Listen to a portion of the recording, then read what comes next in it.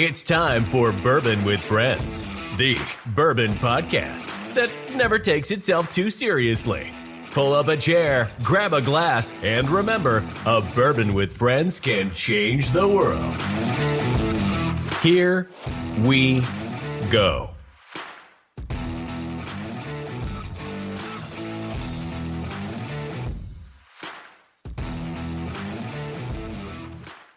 Everybody, welcome to Bourbon with Friends. Myself, Adrian, and Martin are here to talk about whiskeys from around the world and how a bourbon with friends can change the world. How are you two doing, Martin and Adrian? I'm not doing too bad. How about you, Martin? You know, doing pretty good. Just hanging out here with you guys on a Monday night. Very nice. Good weekend, hanging out. But I think just kind of given the theme of like what we're going to talk about today, I'm pretty excited about this podcast, if I'm being honest.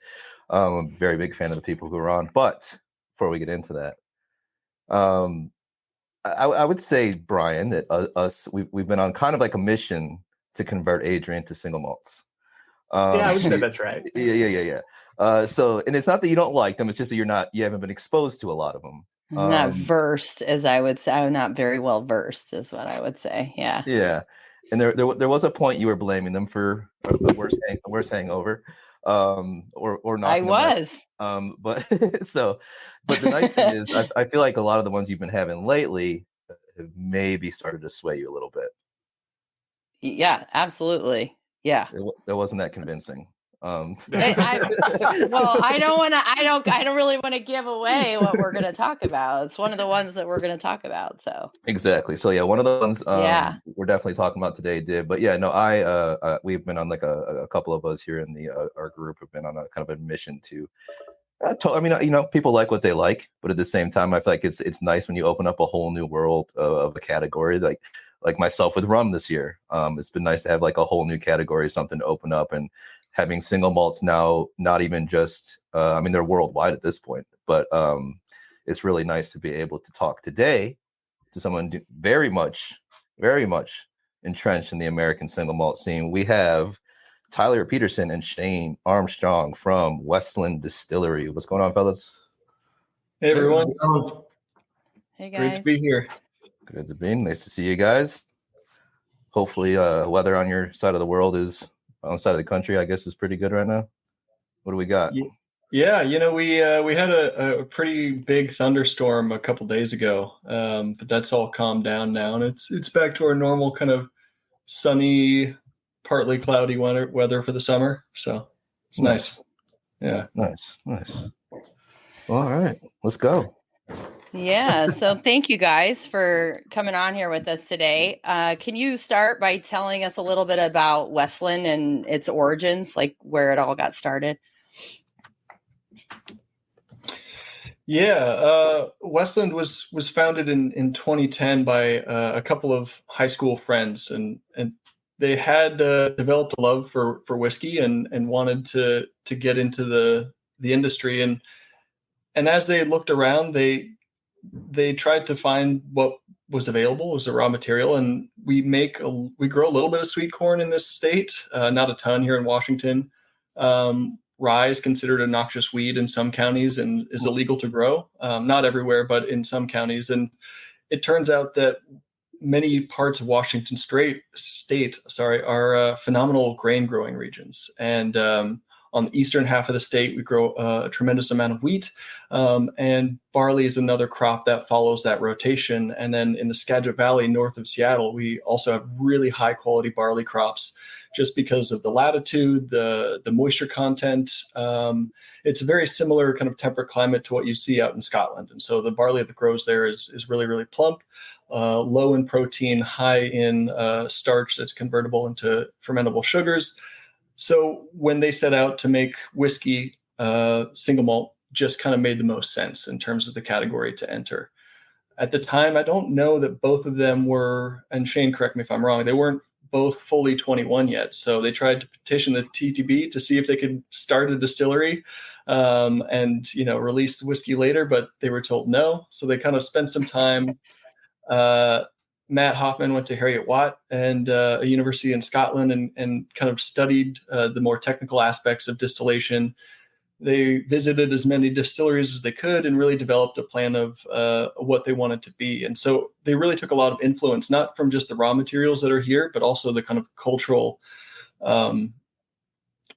provenance that we have here in Washington. It was an epicenter of craft brewing in the 80s. And so they took from that a deep dive into how can we make a whiskey with more compelling flavors. And so the use of specialty malts is something that they borrowed from the brewing community. These specialty malts are roasted and kilned to higher levels, giving you more Maillard reactions that have the caramel and kind of vanilla and really big malty flavors that come through in some of our flagship whiskeys. We also use a Belgian Saison brewer's yeast, sacrificing on yield as we do with those specialty malts because they're just not converting as much starch with this yeast strain. The specialty malts don't have as much convertible starches. And this yeast strain, the SAF ALT58, is going to convert and give us about 8.5% ABV after 8 days. And that whiskey is, again, a nod to the brewing history. And we age whiskey in new American oak in the American style.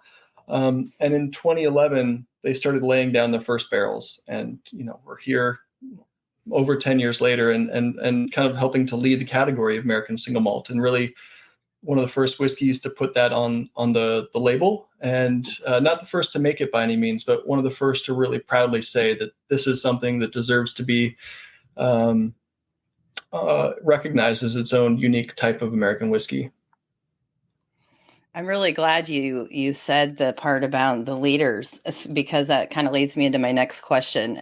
With Westland kind of being a leader in the single malt world, do you have a distiller or distillers that you kind of look to give you inspiration, or have looked to in the past, like distillers or makers such as Stranahan's, Del Bach, those types of places?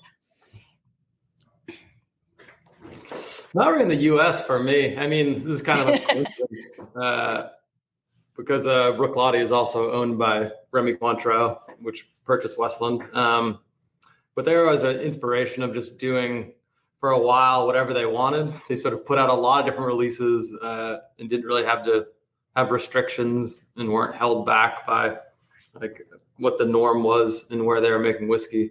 So that was inspiring to me. I think I found inspiration in just the historical context of how the different regions operate. So like in Scotland, the trading of barrels back and forth between distilleries, different houses is somewhat commonplace.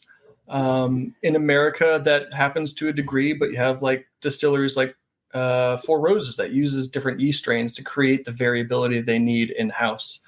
In Japan, you've got the Nikka distillery and the Suntory operations, and they're not trading whiskey back and forth. So they each in-house have to have a kind of system to give them consistent quality whiskey, but also the variability that they need to make really a broad spectrum of flavors to kind of entice the palate. And so I think I've learned a lot. We used to be originally distributed after we were self-distributed by the Anchor company, and Nikka was part of that. And so we learned a bit from their practices, and I started drinking a bit more of their whiskey after that, and really gained an appreciation for their approach to flavor development in the glass and just creating variability with a finite amount of resources.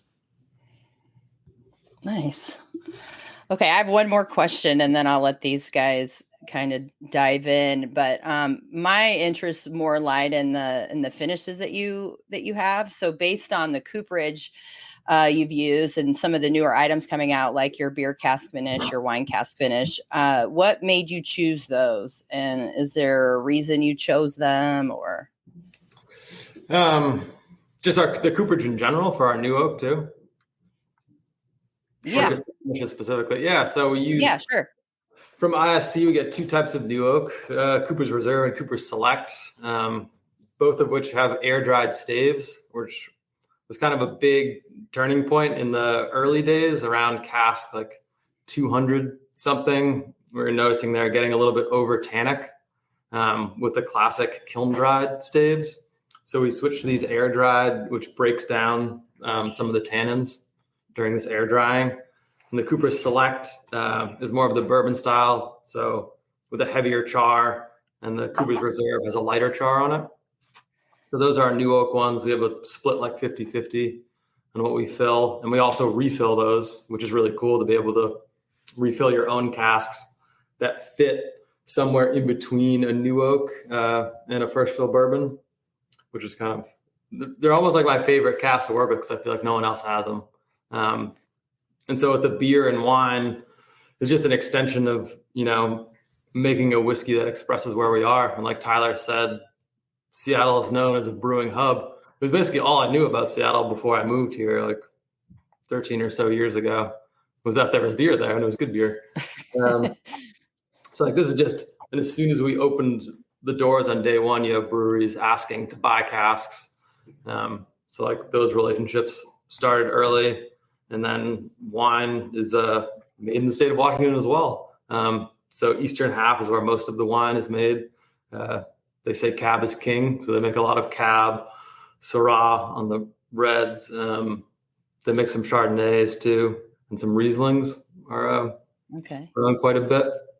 But yeah, it's just this logical thing. This is where we are, and we have all these things pretty close by, so it makes sense to use them. Yeah, absolutely. I mean, based off your guys' cooperage and everything that you guys are doing, it's kind of unique and interesting. Getting the wood from your local areas and it's dry, air dried out. So yeah, and what I'm mentioning is only a small part of the cask. Like as far as unique combinations, we have like over 1,000 unique combinations of spirit and cask type in the rack house. So we also like have some of the classic sherry ones. Did you say 1,000? 1,000 unique combinations. So this like there's like spirit type, like original cask type, and like finishing cask type are all like the unique combination.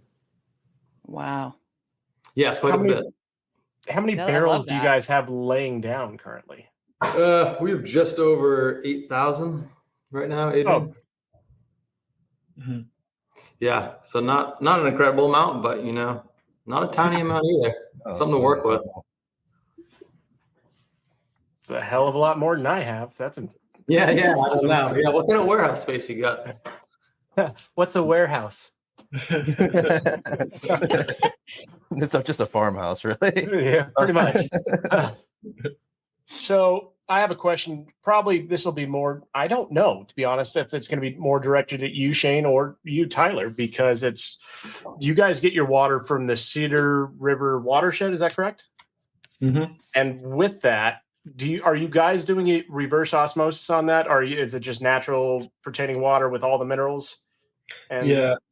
At the distillery, we make all of the new make spirit, and that gets shipped off in bulk to our bottling and maturation facility up north in the Skagit Valley. So it's two separate water sources for those parts of the process. But up until from mashing all the way to dilution to barrel strength, that's all done with the Cedar River water, and we're not doing anything to it. Like it's coming off just excellent in terms of brewing quality and everything we need. It's an interesting watershed because it's been managed for quite some time, over 100 years now at this point. So there's no recreation, there's no logging going on nearby. So it's a pristine water source, and the shape of the valleys are actually pretty gently sloped. And so when there's big rainstorms like we had just a couple of days ago, it's not kicking up a bunch of sediment that then needs to be filtered downstream. So it's one of the least treated water systems in terms of municipally in the country. And so it's a really great source for us to use for both mashing and everything else that we need. I felt like I just would want to drink the water even. It's good. It's sounds good amazing. water. It sounds It's amazing. Really my wife's from Orange County, and when she moved up here, she's like using the Brita filter, and I'm just like looking at her, just like it's cold and it's delicious, just right out of the tap. I would. Yep, same. Yeah. Well, it's Orange County. I can't blame her. I lived out there for a while. Yeah. So switching over to a place that's pristine and actually has good water takes a second for you to switch over to a good habit. Yeah. So this is a question for both you guys. During your times with the distillery itself, has there been a moment where you thought, like probably in the beginning of your careers at this distillery, where you thought this is going to be something everlasting that you would continue to do for your entire career?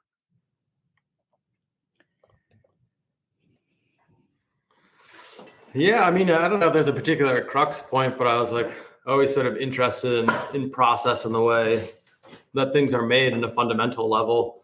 And then if you put on top of that, then you're making something that's meant for people to enjoy. And like they also can have their own preferences about it, and you get direct feedback that's very simple. Like they taste it and they're like, oh, this is really good. And then, I mean, that's kind of like the pinnacle of it. It's like, oh, I made this thing, someone likes it. It's pretty fundamental for me. So I think that moment probably came, back in 2016. I got an opportunity to go out and visit one of the fields that the barley was being harvested that we would be using the next year.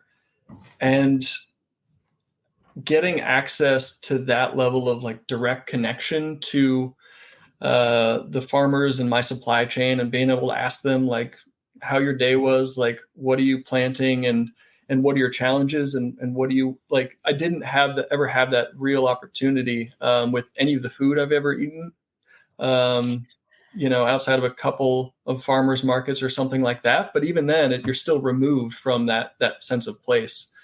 So when I was there, it really kind of clicked that, one, this was a company that was investing in my opportunity and my ability to connect with this and to grow. And I saw that as aligning with all of the things I already wanted to do. So it's a pretty easy decision, that this is the company I wanted to be with at that point.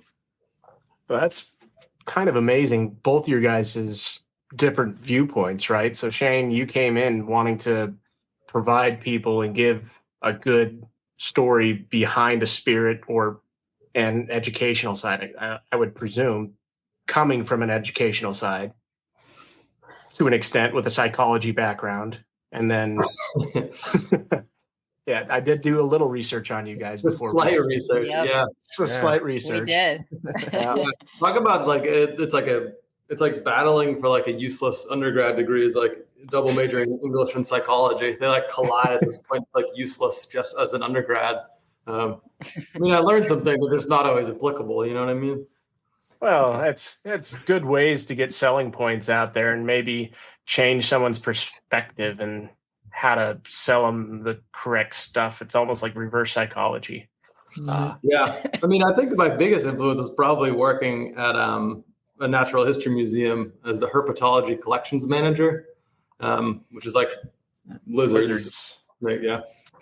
I looked which that is a lot up of too. organization. Yeah, a lot of organization, and like these like splitting up and grouping of things in whatever family, species, genus. Like this concept of organization stuck with me. I was saying it makes it understandable why you're the blender. Yeah, I mean, it's like, yeah, it's just like a way to think about things structurally and how they fit together and relate. Yeah. Well, going off of that and going off of both your guys' stories now, let's go into these fine spirits you guys sent us, the samples. The Collier, the beer cast, the wine cast, and the flagship. This is when we drink. So Oh yeah. So we're a little curious on where you guys think we should start. We figured with the Collier, since it's probably not. Yeah. Yeah, like from a story perspective, flagship makes more sense, but like Collier from a profile standpoint makes the most sense. So we'll start there and then we'll kind of like rewind. Perfect. Yeah, if you guys can't see it, that's what they're pouring. Ours are a little bit smaller in sample size, but still absolutely amazing. yeah, this nose on this is wild.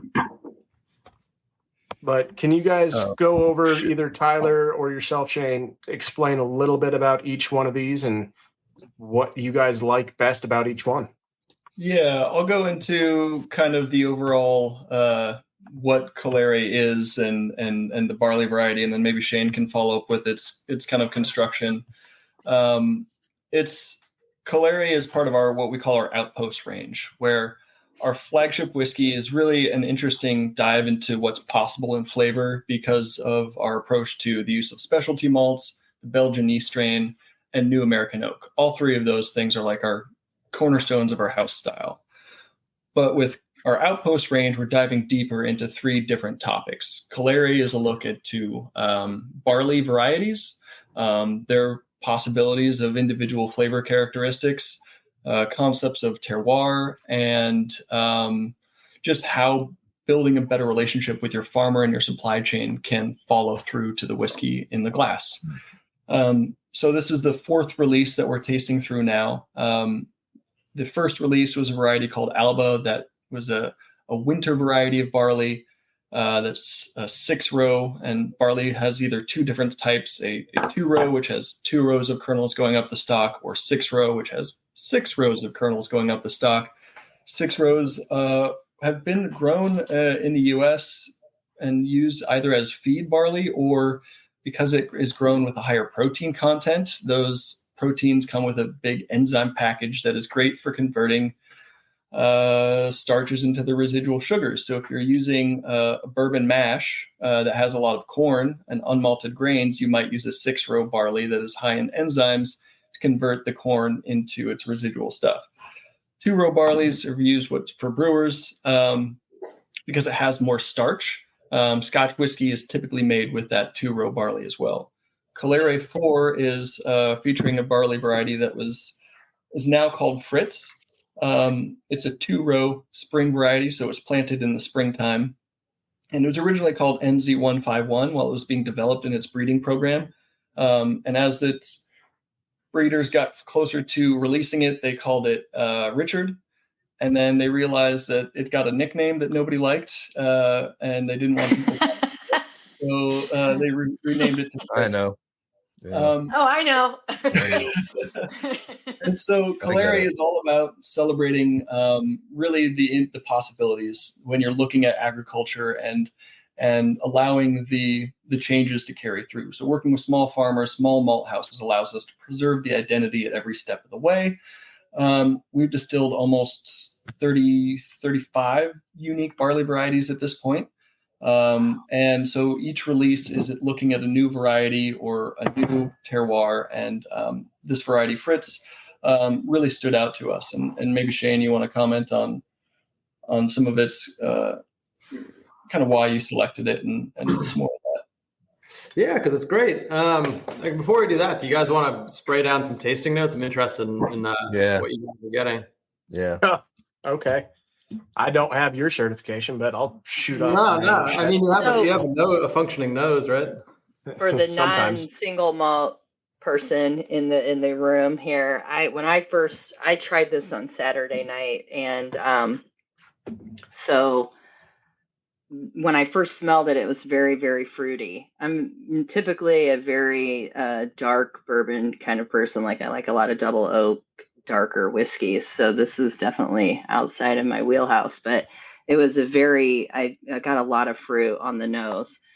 The palate also, obviously. But yeah, it was, I enjoyed it very much. Nice. Yeah. A lot of that fruit development, it's happening during fermentation. This, like Tyler mentioned earlier, we use a Belgian Saison brewer's yeast. So we get a lot of ester development in fermentation, further developed in distillation, and the cascade of reactions that's going on in the cask really develops a lot of those fruit notes, which are especially showcased in this one because this one doesn't have any new oak. So you don't have it battling out quite as much, but it does have some of our own second fill ones. So ones that held 5 malt initially, and then were filled with this Fritz spirit. So it's kind of like I was talking before. It fits in between. It's not quite as muted as some used bourbon cask can be, but it's not as strong and powerful as the new oak. So it's a nice middle ground. Yeah, it was very good. Unique. I'm going with lots of stone fruits. Number one. It also has it's like the skin of fruit, not necessarily even like the juicy, like not like a pear, but maybe like the skin. And then and this is one I don't know if I'm sometimes I'll think of a note and then all of a sudden I come back to it at like later. I'm like, no, that wasn't it. But initially I get a lot of like melon, even almost like a watermelon note. I know that's kind of weird, especially for, I don't think I've ever even used that as a tasting note ever. But then another one that I like a lot that I feel like you see people talk about a lot, then I'll go and try something like, I don't get that at all. But it's actually like croissant, like just kind of like that bakery, just kind of like buttery, you know, just, I don't know, like I'm actually getting that in this one. It says. Yeah. Oh, you have like notes on. You're professional. I'm testing you. You're saying, You're like, is he saying what's on the card here? No, I don't have you it. are. You've already you've ticked off directly 2 of the notes that we have on there, which are Pederson and croissant. That's why we made Martin go last, because Martin is the single malt king here in the room. Yeah, I like that watermelon note though. I like the idea of it. It's like very diffuse fruit notes. It's actually almost it's almost like it's almost like a more of a I don't know if this is how to explain it right, but like almost like a Jolly Rancher watermelon. You know, it's like it's like you can sort of tell it's watermelon, but it's almost got this almost other kind of fruity, kind of like almost like it's like bordering on just like raspberry or something like that. But it's, I mean, I really like it. There's also like what a note that I like. I find in things like actually Bruichladdich, to be fair. Is things like barley sugar. Like I feel like I really just like love that. Just that note. You can just taste the grain.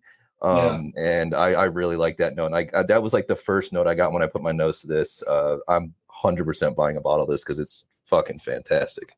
Yeah, that's a big part of Calera is to like not have the cask like get in the way too much to express what it is. To be like, oh, we're using this local barley. Yeah. That's like a different variety than what's out there commonly. And like I can't cover it up with new oak or something like that. No, because it's got so much like the hay notes, things like that. It's freshly cut grass. Like there's like so many cool little notes happening in here, and it's changed. I mean, I don't have much left of it, but like it's changed ever since I poured it. And yeah, this is really good. Yeah, it's kind of unique. I'm getting dehydrated pears and like apricots, but if you do that, it almost like you drizzle honey. Yeah, there's definitely honey in there. Yeah, so if you drizzle honey over the food, have you ever tried that? So, but there's like a floral note. There's a floral note I can't pin down like at all. I have a habit of when I have generic floral notes for something like this, I just write white floral. Yeah, Floral. It's got to be something. It's got to be like gardenia or something. But it's just like this is my white floral note. Is that the road today? Yeah. Well, there used to be like this. This is gonna be the most LA thing I've said this entire podcast. But there used to be this place I went to. It was like a little local deli. I used to live in Santa Monica, and there was like this little deli, and they had this like jasmine lemonade, and it sort of smells like that. Oh my gosh, Martin! On the palette, it says jasmine green tea on the card. 3 for 3. I'm not even joking. Wow. Hell yeah! And Brian, you get points too because on the nose on this card it does say apricot. So there you go. Y'all passed. Yeah. And you guys know I can't read, so I can't fucking. Yeah, that's true. So. I don't know where mine is, to be fair. I put it somewhere. It's amongst all these stupid bottles and things back there, somewhere over there. But no, I really like this one. I'm definitely gonna have to get this one. I like this a lot. Nice. I love the way the palate, the grain comes through for me. As you said, croissant, like fresh baked, high crust, kind of flaky. It's just a really nice, clean whiskey. You know, to me, it's one of those whiskeys that is I'm really incredibly proud to make because it's so hard to make a whiskey that doesn't really have a lot of new oak influence to kind of stand behind if there's anything askew. And it's just a really delicious grain forward whiskey with beautiful fermentation notes, and it hits all the right notes for this kind of time of year. It does, and I think I think this may have to go along. So one of my favorite, like whenever it turns spring, when it actually starts to get warm out and like things start to turn green. I'm up in Indiana, so is Adrian. So and even Brian is in the mountains of Colorado. So like when we're kind of crawling, it's not even close to Indiana. Sort of close. But like when we're kind of like crawling out of winter and it finally turning nice again, I usually reach for Compass Box Orchard House. Because to me, that's just like one of like just like a perfect fucking like spring dram, but this is gonna have to go alongside of it because it reminds me a lot of it, but it's so different in the same way, but has that same, just that crisp character to it that I just really love. It's very fresh. It seems very light. It's a very spring, summery type of Have either of you guys been to Hawaii before? No, and had edible hibiscuses they add in the food? Oh yeah. That's what I'm getting. Oh yeah, I like that. No, I can see that. That's a cool note. Just add that to my bucket list. So I mean, it came off to Hawaii. Very back of the palate when I was trying it. It reminded me of like fresh swordfish, like when you're eating that, and then you have like the hibiscus they lay over the top or cook with it, and then that's a great tasting note. That's awesome. That is nice. I like that. Next time I'm in Hawaii, I'll think of you. I'll eat a hibiscus flower. I'll eat a hibiscus flower. Let you know about it. Make sure it's an edible one and not a poisonous one. Okay, I was gonna say I didn't know you could eat hibiscus, but all right. Eat all the flowers and you'll find out what's good. My tombstone just reads, "Brian told me to eat this," and that was all it is. Sampled many flowers. Never mind. I'm gonna leave that comment alone. Yep. Okay. All right. Yeah. Let's pick. What are we gonna do next? Let's go to the next one. And what do you guys think should be next off of this? Well, I have the beer cask poured personally.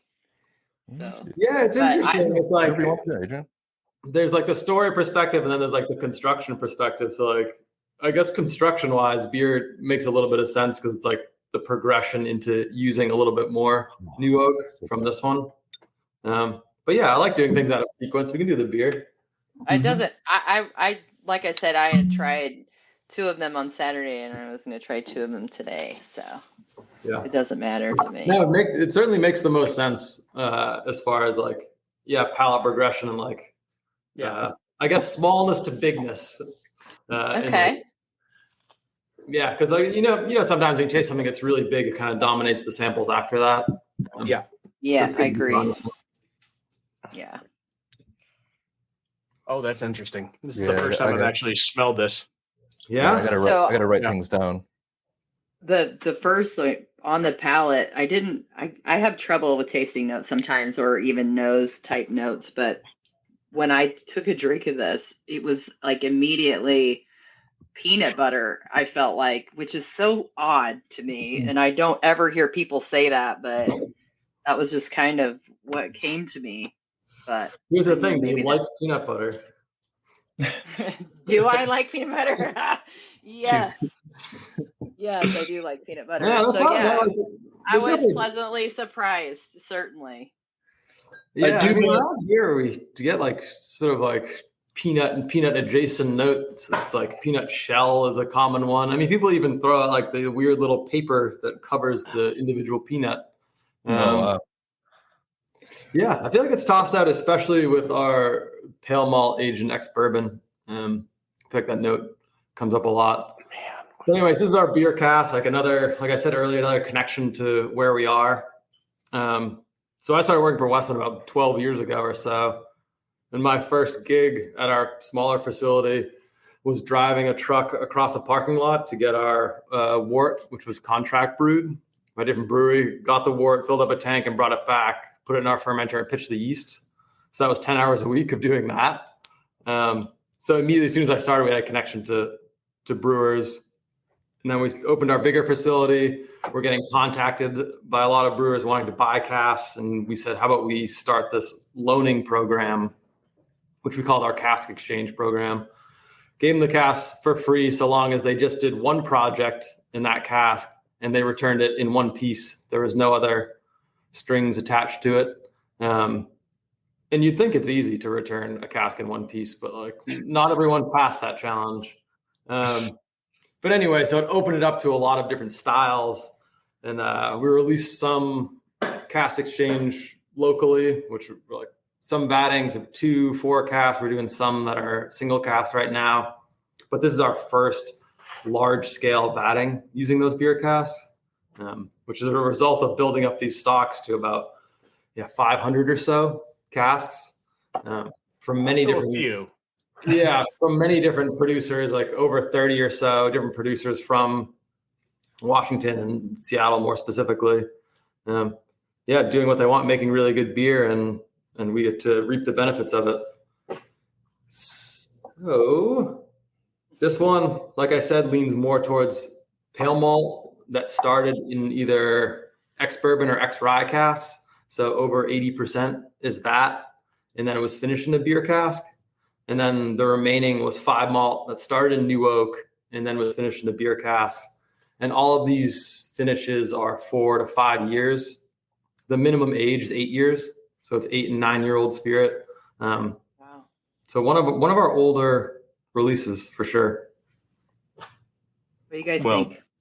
The nose is amazing. Yeah, I got I'm notes. trying to get into, like, there's so many different notes. I can't even Come on, help a girl out. I want to hear about them. You want to hear about them? I can tell you. Yeah, I'm learning still. Yeah, Martin, why don't you go, and then I'll come in with some terrible answers at the end. So immediately, like I mean, I've had it poured here for, however long we've been on right now, about 30 minutes. Immediately black licorice, like right away. Kind of behind that, I think some of I'm assuming it's probably coming more from some of the stouts influence on that. It's like just baker's chocolate, just bitter chocolate. Behind that, there's like a coffee note, definite coffee note, which again could be me being more sensitive to the stout, I guess, aspects of it. There is a stout. There is. Here. Yeah. There has to be. I don't know. Those are the three that are, like, to me, like the most powerful. It's very malt forward, obviously, and it's very good. I have to go on the palate now because I actually haven't had a sip yet. I mean, straight off the nose, I'm getting sweetened pineapple. So I'm getting that high pineapple ester coming right off of it. And then you're getting like a back end with almost like a cherry malt or like chocolate covered cherries. Yeah, cherry, a really common note. It's kind of a through line, to be honest, with a lot of our whiskeys. Yeah. Is this cherry, different forms of cherry note? Yeah. Mm-hmm. The Belgian yeast strain really creates that kind of dark cherry raisin berry kind of note to it. But the pineapple one kind of surprised me right off the front end of when I'm smelling it. Like if you get a quick whiff of it and then just walk, that's all I got off of it immediately was like a sweet high end pineapple. I can see that. Yeah, I think it's a nod to like how interesting and how hard it is for beer and whiskey to play together, because hops for me kind of ride right on the top of whiskeys a lot. And so for it to take on more of that kind of tropical pineapple kind of flavor rather than just intense citronella hoppy bitterness is a statement to the kind of the interesting barrels that are used in this, but also to Shane's hand at blending and putting that together, because it's really hard to do in my opinion. So I mean, this is the ultimate challenge, is like you're making something, I mean, that has the word beer on the label, but you don't necessarily want it to taste like a beer. No. Because a whiskey that's like beer flavored does not taste very good. So it was like trying to like hone in on. I don't get that feeling. I did not think that at all. And I'm not a fan of beer really at all. So this is the blending challenge. There was like some casks that, got more of that hop character, and the way it manifests is on the finish into sort of some off herbal trending towards soapy notes. So it was like tempering those notes was a big challenge, making this fatting to hone in on the malt and make sure it complemented the spirit. Yeah, it's very good. Yeah. I'm trying to find this pineapple note, Brian. It was off the nose, and then I got it at the very front end of the palate, and the back end of the palate's kind of unique for me. It brought me back to when I was in the Middle East. Drinking 40 ounces. Yeah, because that's what I was doing there. But a flavor I'm getting out of is like a tahine. Okay. Yeah, so like is that sesame? Yeah. Yeah. But that's what I'm getting off of the very back end of the palate is like a tahini note. I can see that. I mean, you are right though. There is that like a pervasive like cherry note now, but it's kind of coming off more like cherry cola at the moment. That's why I said it was like a dark chocolate covered cherry. Yeah, for me, almost got that carbonated taste though. Yeah, no, it's good. I had another beer cast finish recently, and similar notes, but that was another single malt that I thought was interesting. I'm enjoying these beer finish things lately. I also recently like got back into beer. I stopped drinking beer for like fucking 6 years or something like that, just because I don't know. I got away from it, and like obviously whiskey became such like a big part of it, and then like I don't know, like I always found like beer was like way too filling. But then obviously it's not like, you know, when you're trying to hang out by the pool at 11 o'clock in the morning, you can drink straight whiskey, and I've done it, but it's probably better to have like a refreshing beer or something like that. So I have gotten back into beer, so it's nice to be able to now taste these finishes because you can actually pick it apart a little bit. I guess instinctually, you would think that the stout would have the biggest influence, but it's almost like now that I'm tasting more of it, I feel like something is going to be like a little hoppier than is definitely coming through. Trying to pick it out. Yeah, so as far as stout finishes, that makes up like 25% of stout finishes. You have like the main component is a Scotch ale that Black Lake is made. So it's like this one in particular, which is not going to be, you know, the same each batch. Like we're doing what we call a batch format for this one. So like this version will be around until it's gone. Then we'll make the second batch, which will have some through lines and references to the first, but won't like fit the same exact profile. Okay. But this one in particular, it's 7 different breweries, 6 different beer styles. Wow. Yeah. Now Shane, I want to pick your brain so much about all this stuff. The other but two, I know we don't have time. The other two is Saison and Doppelbock were the other two that I noted here. Nice. Now the Scotch ale makes sense. So now that you said that, Adrian didn't pour the other two. Myself and Martin did with the wine cask and then your flagship. I do have the flagship poured. Yeah, let's get. You need to put these back on. You need to put them back on. Go to the flagship. Yeah, sorry, I can't read sometimes without them. It's fine. That's such an interesting with your flagship. You know what's weird though? So before we started Brian and I were in here chatting before even Adrian had jumped on, and I had poured this, and I've bought this bottle of flagship loads of times. It was actually one of the first American single malts I ever bought. I was into like you guys and Balcones, and I was just like really getting into American single malts coming over from drinking mainly Scotch. But when I first noticed this, I'm like, is this the peated version? But now I'm not getting that, and I don't know where it went. So yeah, that's kind of interesting. For those who have been kind of familiar with the brand for a while, we had kind of 3 core products. One was our American oak, sherrywood, and peated. Peated was made with basically 49% imported peated malt, 51% Washington local pale malt.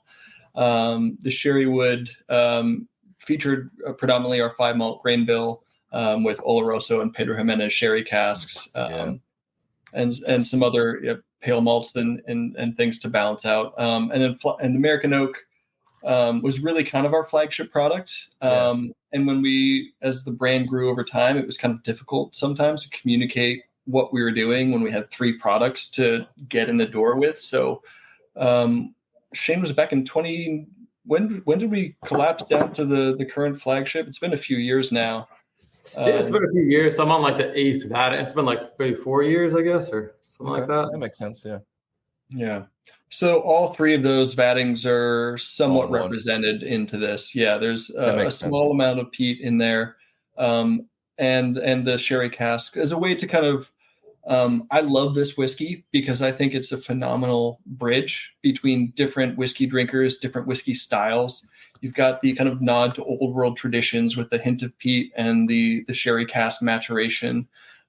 New world American drinkers who love the influence of caramel, vanilla, coconut, and baking spices from that new oak can find that here in the glass. If you're a beer drinker, there's a lot to go into when it comes to mash bills, specialty malts, and fermentation and yeast. And so this whiskey is, I think, a great introductory into the category, but also, one that is just big and bold and really quite of its own. Really is. Yeah, I mean, we talked about it at the beginning, and we'll probably talk about this entire time, but it's like, this is very much like a whiskey from here in the sense that we have like the agriculture. So majority of this barley was grown in Washington. You have like the cultural aspect of it from the brewing industry. So using these roasted and kiln malts. But then also we realize that we're not entirely in a vacuum. So you have the references to single malt as a category, being using the little bit of peat, a little bit of Oloroso, but then also where the category is going and pushing it forward a bit. So it's covering a lot of ground in one glass. It really is. I mean, you have so many notes in this. It's absolutely insane. I'm going to go right off the bat, and I'm getting caramelized bananas. Mm-hmm. Yeah. So getting that right off the bat. That Belgian yeast strain, right? That really contributes a lot of that kind of banana note, and it really sings through in this expression. There's been a lot of new Scottish distilleries that are new on the idea that they're finally putting out their own stuff. Isla Race, Ardent American, to name two of them. And it reminds me so, like the peated side of this reminds me of that so much. It's not that smoke. It's not that heavy smoky Isla. It's that more like iodine medicinal peat, and I love that note. I always say it's like the Band-Aid note. Mm-hmm. But I love those notes personally. I almost like those more than like the super campfire notes. I really love that, just like that coastal, just really just briny peat note. And like that's when I smelled them, like, whoa, like this is familiar, and it's very good. So yeah, lots of that, like I said, salty, like that kind of salinity, briny. But then behind that, you still got like all the citrus fruits. I'm getting a lot of peach, but juicier peach this time, not just kind of like the like I know I said pear skin last time. This is probably more than meat right there. Yeah, that's what I'm getting from it. I mean, you're not wrong. I was comparing this earlier to right off the nose. I was getting it was between a Highland and an Isla Scotch. Yeah. So getting those two, combining it together, making a baby, then bringing it to the U.S. and then adding some other notes to it. Yeah. At the same time, it's creating Martin is pretty much what it was. That is actually how I came to be. Yeah. Wow. Crazy. Yeah. It's really weird. I know. Yeah. But these notes are absolutely phenomenal. Yeah, it's very good. I like this one. What do you think of it, Adrian?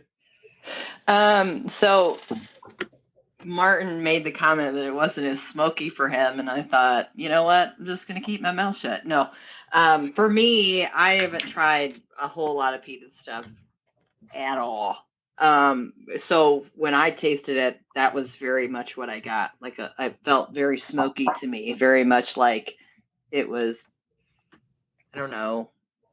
I don't want to say burnt because that kind of gives it a negative connotation, but because it wasn't a negative taste. But I did get a lot of smokiness for me. I mean, there are some things that taste good burnt, like a burnt marshmallow. Well, true. Yeah, I agree with that. And you're not wrong. I just, being so kind of new to single malts, I think I'm going to give pretty basic tasting notes, and maybe I'm going to pull out or taste more of something than other people would because they've tried more scotches or single malts. You know what I mean? Yeah. Yeah. I mean, the way I think about it is like sort of outside of specific tasting notes. I'm not the biggest fan of like a very precise tasting note. As I like to think about the arc of it. So if you think about the arc of this one, initially you're getting like fruit and ester on the nose, which blends with sort of the Oloroso dried fruit character. And then it goes into the malt and it starts to like sink it down and taper off a little bit on the nose. Then you get it on the palate and you get the kick of peat, which you're finding to be a little bit burnt, which I don't know. It's like, I don't think there's a negative note. It's kind of like experiential in your own head, whether it's like positive or negative. It's very different than anything I've tried. So that's exciting to me. That's exciting for me because I think we were just talking earlier about broadening your palate being a real thing, so.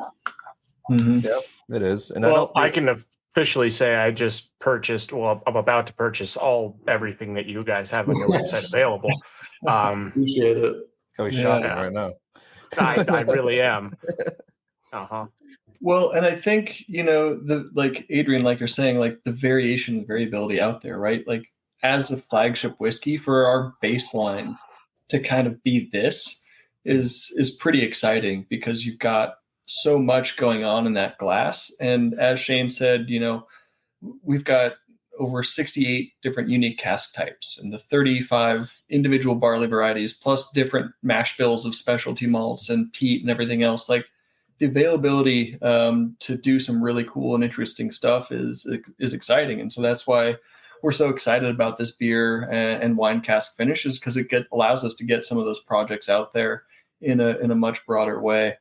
And then at the same time, like when things don't necessarily fit into those predetermined buckets, we've got this amazing single cask program, right? Where you can go into our rack house and find some things that, like, if you love, heritage varieties of barley, we've got Maris Otter and Golden Promise in different cask types and in different finishes. And we've got some really cool stuff that I think makes what we're doing at the distillery pretty compelling, because it's not just about, a new project or a new experimentation, but it's about finding flavor in a meaningful way and connecting all of us, through the whiskey and back to a place that we find quite beautiful.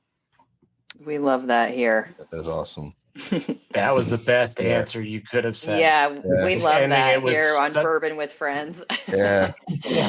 And I can't remember which one it was, but I got to try one of your single casks that someone had, and man, I was like, because it had been maybe like a year since I tried anything from you guys, because I went off on this crazy like just bourbon and rye kick that I was just on for a long time, and it took me a while even to get back to single malt, but I had to change it up. And I was very graciously sent a sample boy, one of my good friends, who he did a blind thing, and like I tasted through it. I'm like, I want whatever that is, I want it. And he goes, well, that's Westland, that's a single cask. I'm like, yeah, you need to send me more of that, because that was beautiful.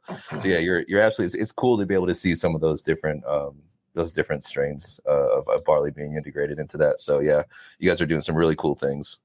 I'd be a kid in a candy shop doing that kind of thing. So we're in a whiskey shop, I guess. So last one, if you guys want to just run through it with the wine cask, Martin and I both poured it, and we'll do some quick sips off of it. Adrian's doing it as well now.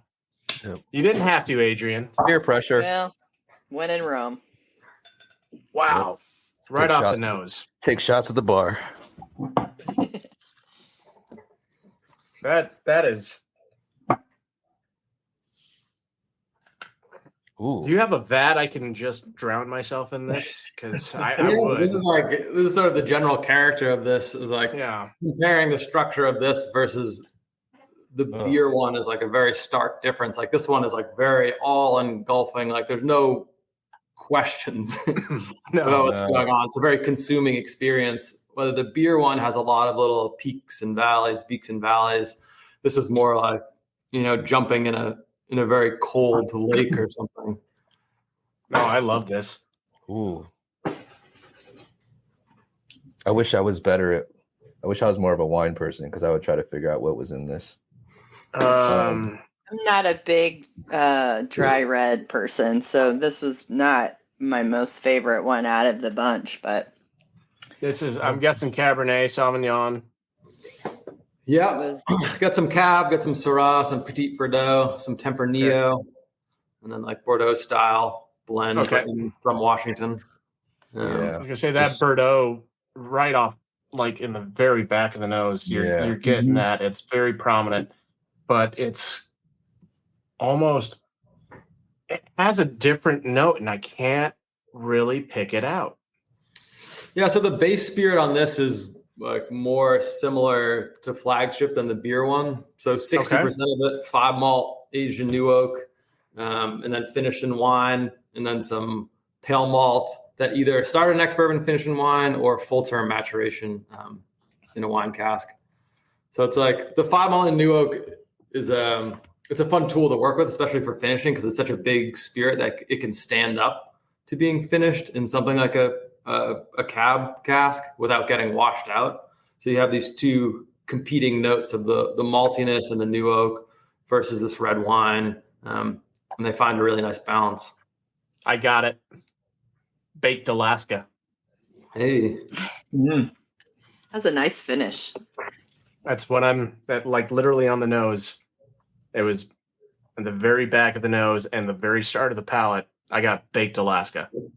And I love Baked Alaska.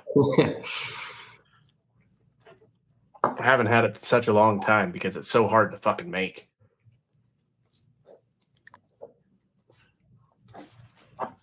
Wow. Yeah. Yeah. Yeah. If you had our old Sherrywood expression, right, I think you're going to find familiarity in those kind of dark orchard fruit notes that were had in that Sherrywood expression. So yeah, it's one that I'm really excited about to be able to have and put out there, because it is such a big contrast to the other whiskeys. And so if you like big whiskeys and you're looking for something that's going to pair well with your dessert or something coming off the grill, that might be the one to pour. That's a good point to make. I can see this being very good as like pairing with your meal, more so. I mean, I'm having a cigar after this, and I'm saving the rest of that for that, because I just feel like for some reason that's not a bad idea either. Yeah, that's absolutely amazing. Thank you guys for sharing all those. Yeah, it's really good. And if you guys haven't bought any by this time in the podcast, you need to go. This is the time where you guys go and to Westland Distilling. Well, I'll pull up the website directly. Exactly. WestlandDistillery.com. There you go. Go on there, go to shop nationwide and purchase their products. It's there. Do it. You need to do it. It's amazing. Or find out where they have it locally, and also go there. And if you live in the area, go check them out. But yeah, no, honestly, it's so we'll say you can pause this right now if you're listening, go buy it, and then come back, and then. But no, honestly, this is really good. It's cool to like revisit you guys, because like I said, like I had been on a bourbon and rye and wheated kick for a long time, so it's nice to come back to single malt. And you guys got to think. I mean, even from like when it started to like now, like the American single malt scene's crazy, right? Like, I mean, it's on the cusp of hopefully becoming a category. Yeah. I mean, I put a few right behind me that are coming up. So I mean, that's got to excite you guys. We're so close. We started the American Single Malt Commission back in 2016 with, I think, 7 other members. Now there's over 150 in the commission and over 200 producing the style of whiskey in the country. So it's grown, and the big distillers are getting into the game, and we take that as a sign of confidence that what we're doing is the right thing.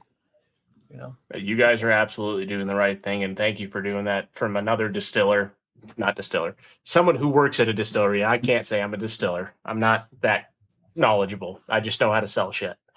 But that's part of it. That's part of it. If you don't sell it, we can't make it. Yeah. Well, again, thank you guys for what you're doing and how you started it, and hopefully the TTB will listen and get everything finalized somewhat in the near future. Yeah. So it's time. I know it's time. We always have this one question we have to ask every single person. Well, now both of you guys. Or people. When it comes to something random and throw you guys off completely. We came up with this at day one before anything ever happened, because Adrienne had an animal in her backyard on her fence while looking at her funny. While we were recording a podcast. So yeah, this is the question. Let's see if you guys have a interesting answer or where we can throw it. And this is for both of you. So has there been a squirrel that you've ever seen that you would want to be, either on TV, out in nature, or as a pet, and why? Man, this is a good one. Squirrels are fucking sweet too. Like, I mean, there's one in my yard. Like, I have like a walnut tree in my yard, and they go fucking nuts, like chewing these walnuts and like littering them on the roof. I guess out in nature. What kind of squirrel? It was like a golden-sided ground squirrel or something. Yeah. Oh. You know these ones? Yeah. Just really cool looking. I mean, they're pretty like a good size, and was just like very interested. Just, I mean, I clearly been fed in the past, but it was just like kind of sidling up to you as you're sitting on a rock. I was like, all right, we're here now. Yeah. So that's probably our top. They're very brave. The higher elevation, hanging out squirrel. Yeah. Nice. That was a great answer. What about you, Tyler? Tyler? You know, I think the first time that I truly felt like I needed to be a squirrel was when I saw that photograph of one riding the back of a woodpecker. Yeah. Yes. I remember that photo. I could not figure out if I was living real life and if I could also be a part of the thing that I was looking at, because that just looked so unbelievably insane that it was real. That yes, I would love to be that small furry animal riding the back of a woodpecker. It's like something out of Fern Gully or something. Like I just oh man, now I really want to change everything I've ever said about my answers now. I was gonna say, you want to know what my answer was to this question, because I didn't write the question this week. I think Brian did. So when I read it, you guys want to know what I said? Sure. Rocky. I wanted to be Rocky and Bullwinkle. Oh, it's totally showing my age, but classic squirrel. Totally. Yeah. TV squirrel. Oh man, classic TV TV squirrel. I don't know why I didn't think about that. Yeah. I think all of us are around the same age, Adrian. You're fine. Yeah, you're fine. That was a fun reference. I mean, Tyler just made a Fern Gully reference. I don't know how many people are going to remember that. That's true. Fair. I remember the last. I remember the last rainforest. Okay. That's awesome. That's a good point, Martin. Shane, I have one more question for you, and then I'm going to kick it off to Martin to continue this interview with you guys. You have a certification from the university, so UC Davis, right? For sensory and consumer science. Is that correct? Correct. Okay. Explain that, please. Oh, it's interesting because it doesn't I mean, I took the class obviously because this will be interesting, but it doesn't quite fit exactly with what I do. A lot of it is these large scale things, which it's we would like to do a trial to see if we can change the cheese blend that goes into Cheetos, that type of thing, which is interesting. I was going to say, I didn't know more about that. Stuff. It's about having a panel and getting statistically significant data.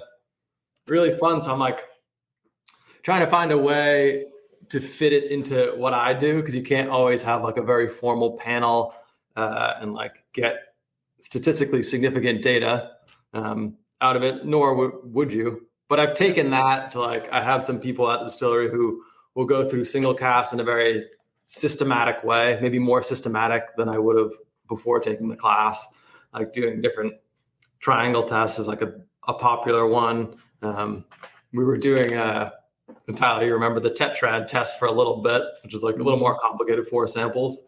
And just doing different difference testing we'll do with so we'll do a triangle test with flagship and get people to taste it, so version to version, see how much it's changing.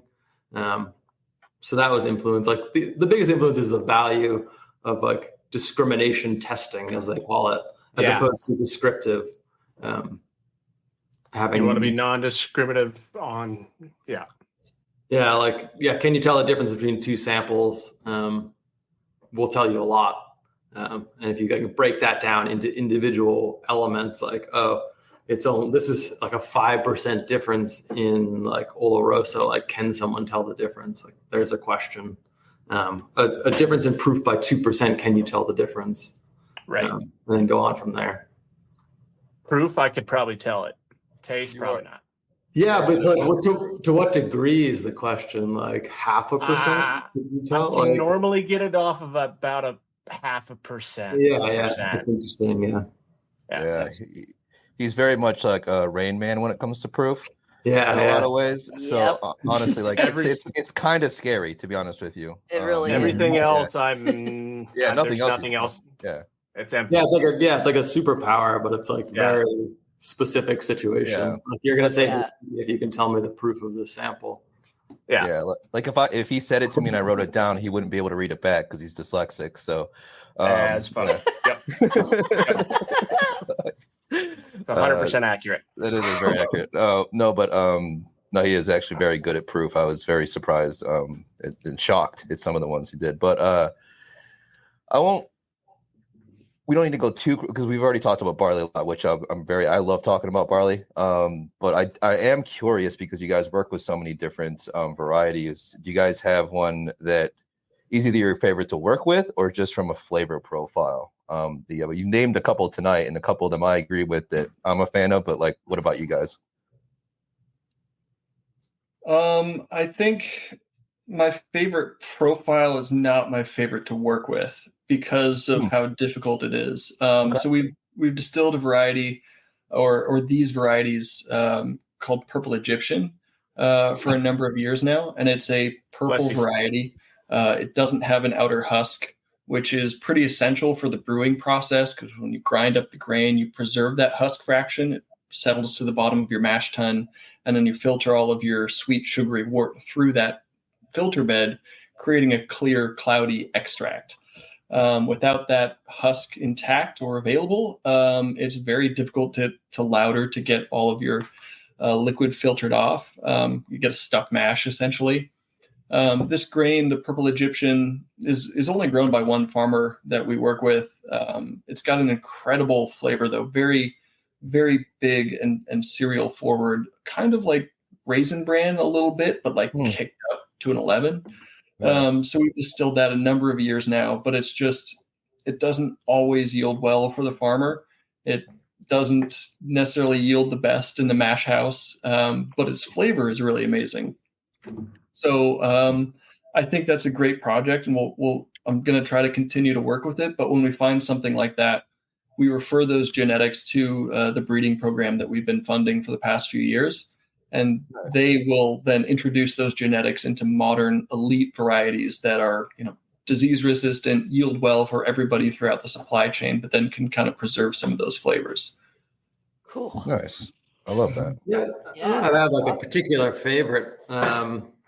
We have made how Bruichladdich has their bear barley release. We've done some bear barley, and that was interesting as a standout. What I'm intrigued by is we've done some Pilsen malt, which is nice.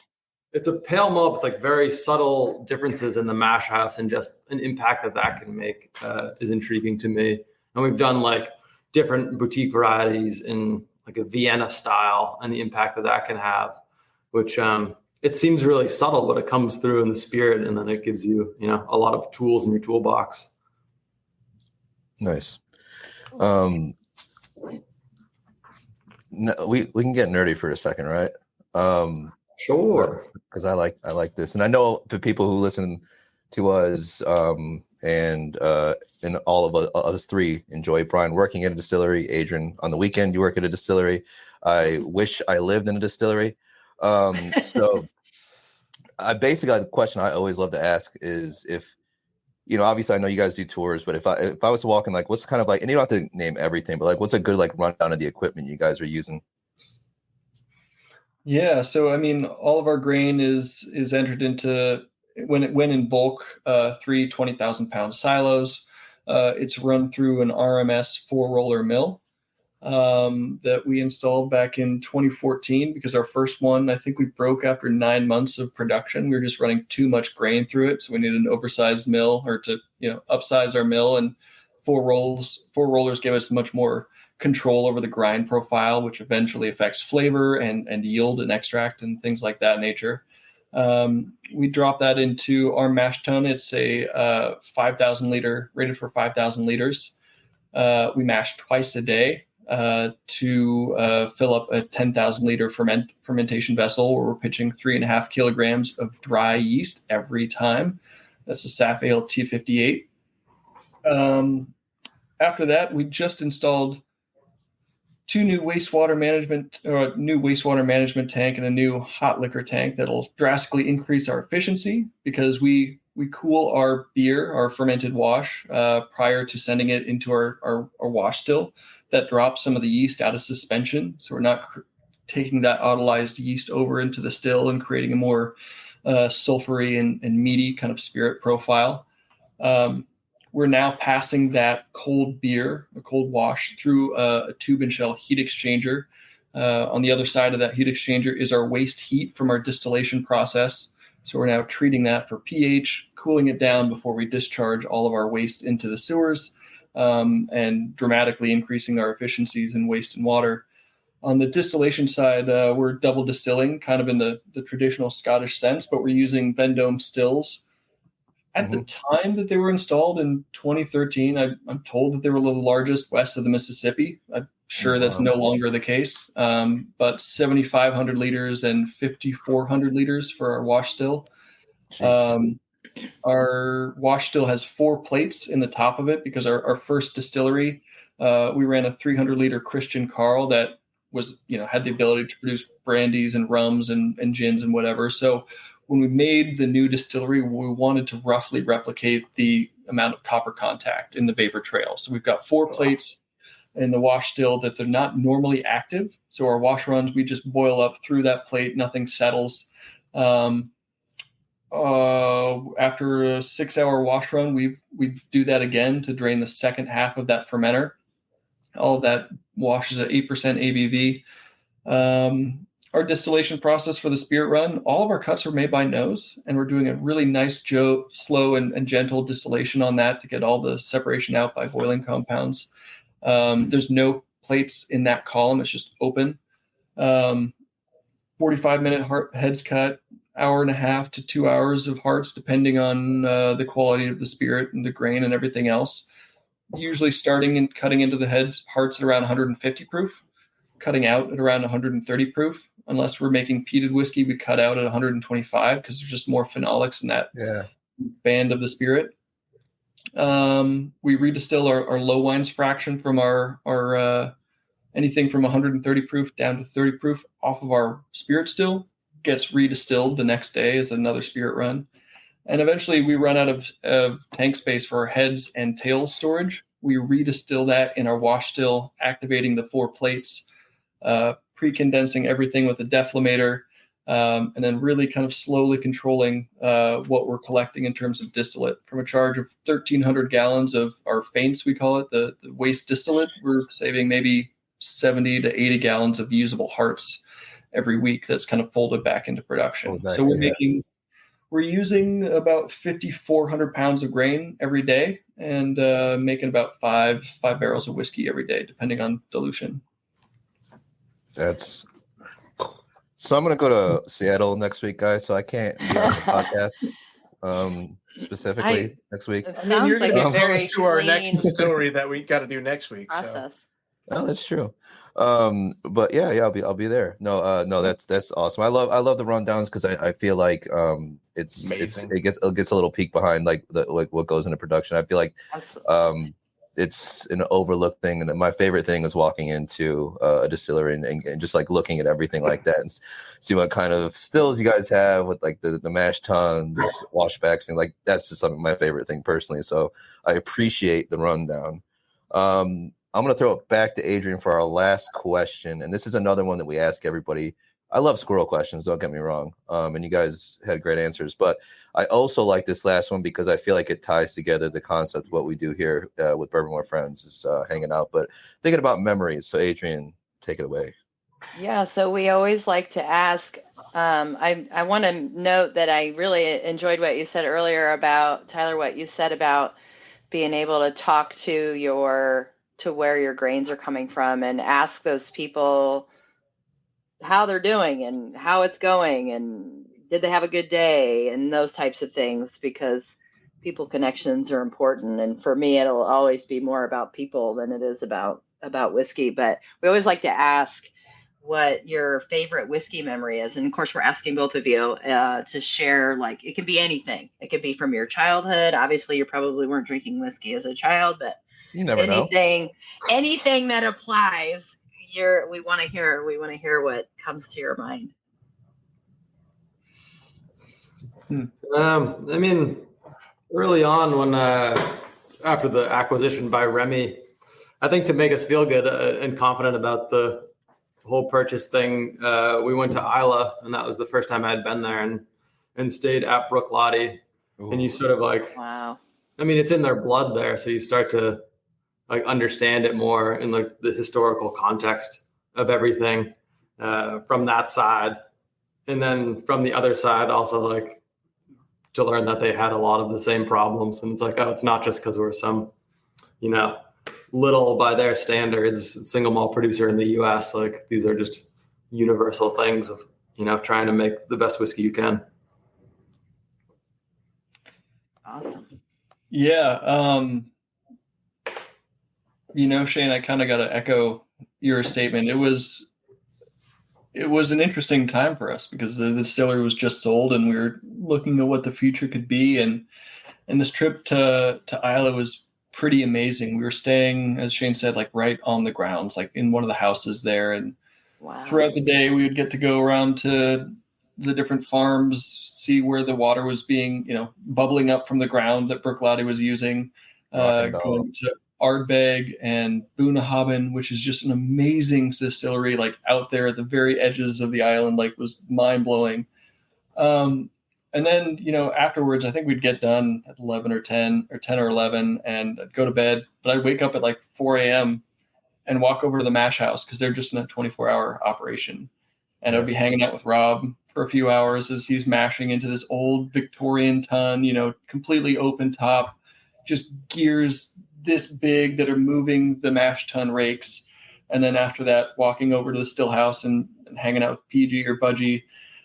And it's that moment that, I felt very connected to the legacy of what we were doing. It's been around for so long, for hundreds of years, and the practice of distillation for thousands of years. And so that was a really amazing moment to be in a room that's been there for 100 years, almost 200. And I felt part of a much longer history being in that kind of facility. So hats off to the team at Bruichladdich. They're amazing hosts. Wow.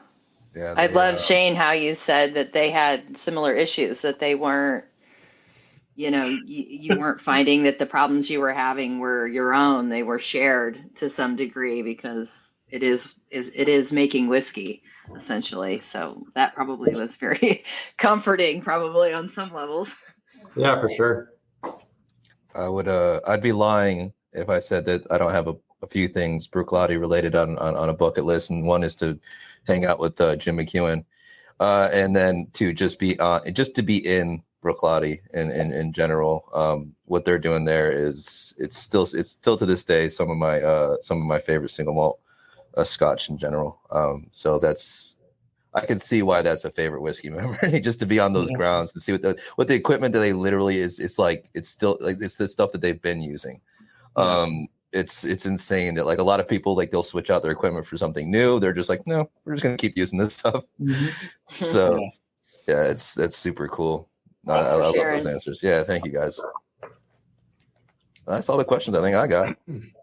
Yep. You guys, thank you so much for joining our podcast. Thank you for everything that you've shared with us today, including these 4 amazing samples, your guys' stories in general, and how you came from starting out somewhere smaller in this one distillery and then growing to the positions you're currently at as master distiller or head distiller, whatever you would like to be called. Tyler, I don't want to put words in your mouth. Some people don't like it one way or the other, so. And then Shane, you as the master blender, because you put master in quotations right there. I mean, it is just that. It's just like this word, like I'm not a master of anything, Yeah. Right. Yeah.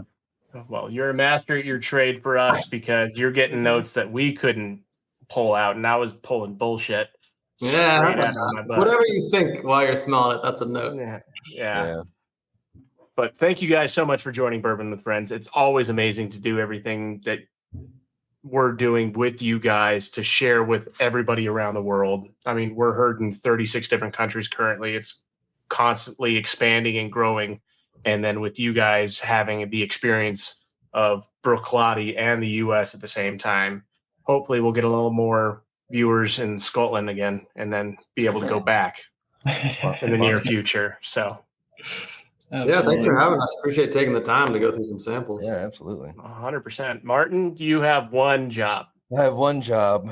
And my one job is to very much thank our sponsors, 10th Mountain Whiskey. Guys, listen, I've actually got a shirt on right now. It's very comfortable. If you wear it out, people will say things to you. They'll say, oh my God, I love that whiskey too. No, but seriously, guys, go visit 10thwhiskey.com. You can find them on all social media platforms.